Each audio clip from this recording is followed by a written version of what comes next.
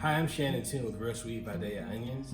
This week we're going to be showing you some recipes and techniques on using some of the Vidalia onions. Before we can get to that, I want to show you how to caramelize some onions. So first we're going to take some of the onions. We've already peeled them and cut them in half. Just going to start on one end, give them a nice chop.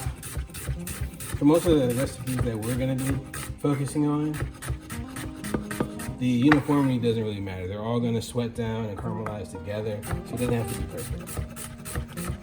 Also, if you have a food processor at home with a slicing attachment, I would go ahead and use that, especially if you're going to be doing this in large quantities.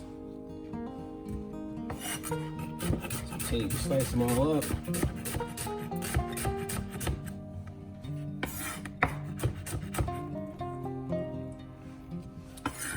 Also, I'm also using a heavy bottom cast iron pan to sweat down my onions. I just want to make sure that the pan is nice and heavy and it distributes the heat evenly.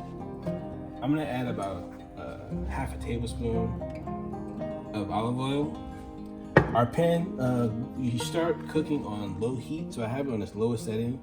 And I'm just going to take the onions that I sliced and add them to the pan.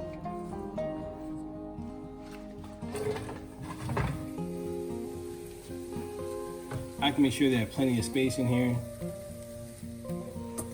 while they're going. And what you want is just to go low and slow. So if you're doing this right, it should take you about 20 minutes to caramelize your onions.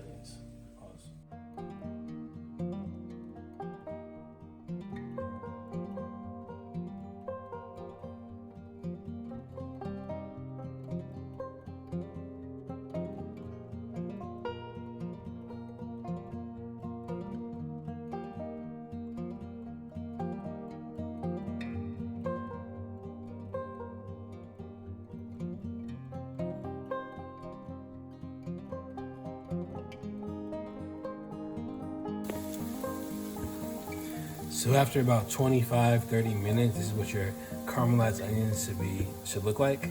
You want to make sure you go low and slow so that the water and the sugar comes out of the onions and then caramelizes. From here, we can make a ton of different things. I'm going to give you about 5 different recipes that you can use with these caramelized onions.